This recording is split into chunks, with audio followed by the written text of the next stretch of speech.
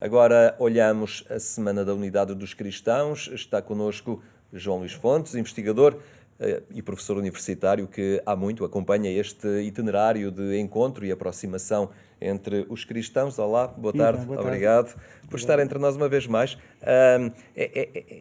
É uma ocorrência anual, mas para os mais desatentos, poder-lhes já escapar que este é um trabalho que é feito ao longo do ano. Há comunidades com maior sensibilidade para este desafio que conseguem ir além da Semana da Unidade dos Cristãos e ter presente este desafio da unidade ao longo do ano, ao longo das suas práticas também pastorais, não é? Sim, há um trabalho ecuménico que se vai desenvolvendo ao longo de todo o ano e, no fundo, a Semana de Oração pretende sinalizar e recordar no decurso do tempo, aliás, como acontece com todas as outras comemorações que acontecem ao longo do nosso ano, sobretudo pretende assinalar dimensões importantes da nossa vivência cristã, do nosso viver em Cristo.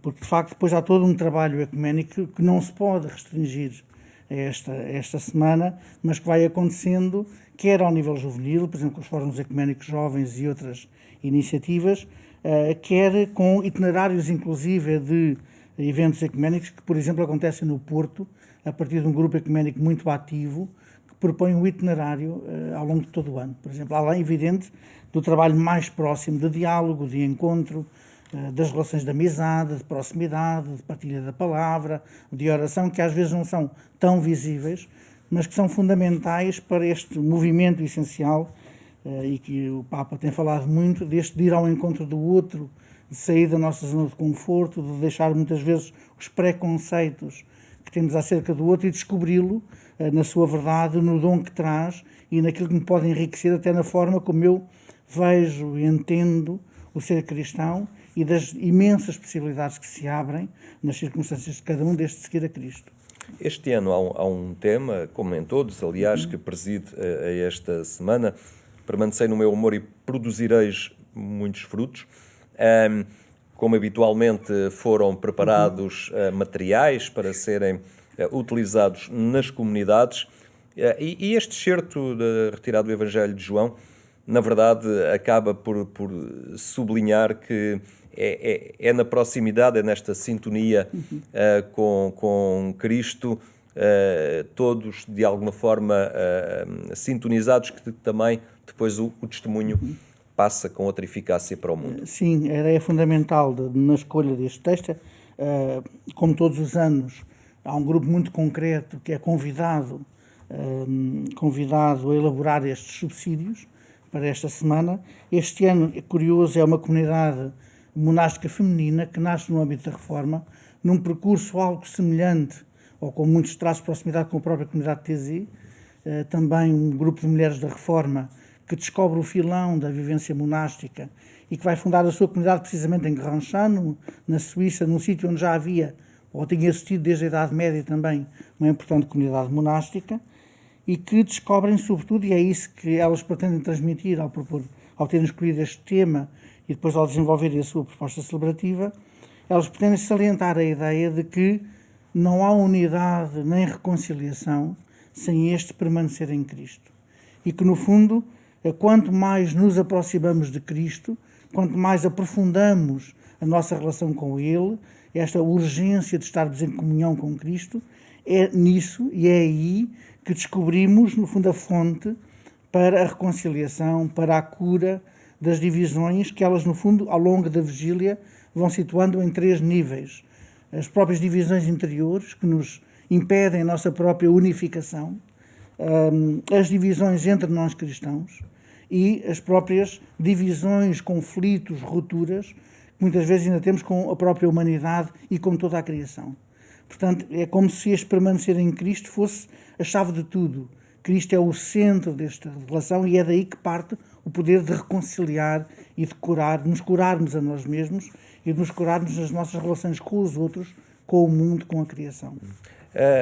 Haveria espaço para as comunidades darem mais relevância a esta dimensão. Ela acontece anualmente, mas tantas vezes passa um bocadinho, dá uma sensação despercebida em muitas comunidades cristãs. Não, em algumas comunidades sim. Eu penso que mesmo assim vamos fazendo um caminho.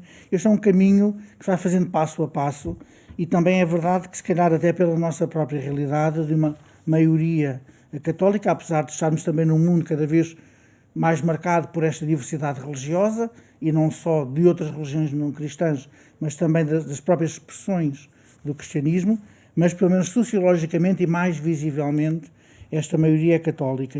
Portanto, eventualmente esta urgência ou o confronto com outras expressões cristãs não é tão forte e pode não suscitar tão facilmente este despertar para a urgência desta reconciliação, e como isso é importante no testemunho que temos que dar hoje ao mundo, para que a pessoa de Jesus e a mensagem de Jesus voltem a ser significativas e com capacidade de transformar-nos a nós, nas nossas relações, na relação com o mundo.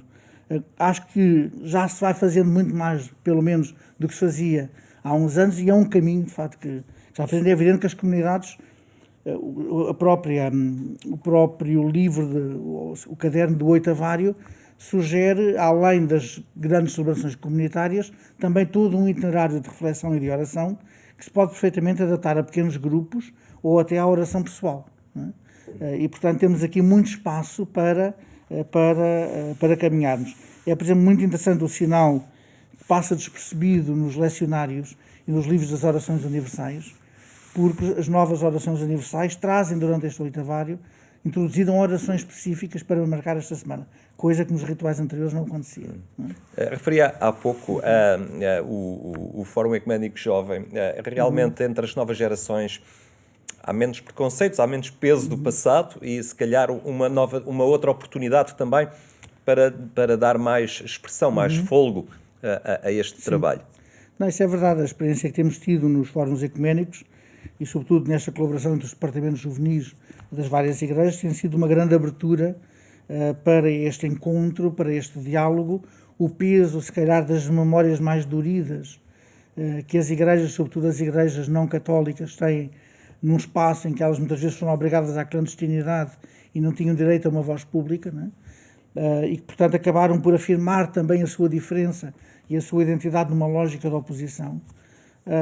Isto hoje, para as gerações mais novas, está mais ultrapassado e já é mais fácil perceber que, tirando estes condicionalismos históricos, temos que voltar a redescobrir o essencial e a reconhecer os dons que trazemos dentro das nossas próprias tradições e que nos podem enriquecer.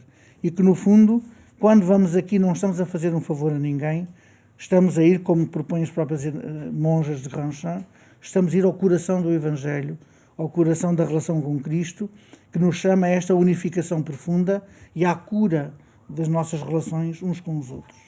E começam a surgir dimensões de vida de igreja e de pertença e de caminho feito que já à partida consideram esta matriz. Lembro-me, por exemplo, a preocupação ambiental, a plataforma do cuidado da casa comum, que nas iniciativas que promove vai sempre tendo também esta sensibilidade da presença e do envolvimento de outros cristãos. Aliás, há alguns documentos que acabaram também por passar um bocadinho despercebidos no nosso contexto, como por exemplo a Carta Ecuménica de 2007, onde já há um conjunto de compromissos e de caminhos apontados para este trabalho em comum. E um deles, até aparece desde muito cedo nas Assembleias Ecuménicas Europeias, é precisamente a questão do cuidado da criação e da importância desta dimensão ecológica, até numa dimensão como o Papa propõe na Laudato Si, de uma ecologia integral. Portanto, de um cuidado precisamente desta cura dos vários níveis de relação. Não é? E a rede do cuidado da casa comum, onde eu acabo também por estar ligado e participar, quis, e parece-me muito bem, que esta dimensão, que este cuidado da casa comum seja cada vez mais alargado e que faz todo o sentido que esta dimensão ecuménica esteja presente e, portanto, que façamos também deste campo um espaço de colaboração e de trabalho em conjunto. Muito bem, João Luís Fontes, muito obrigado por esta partilha. E fica este sublinhado para uma semana tão importante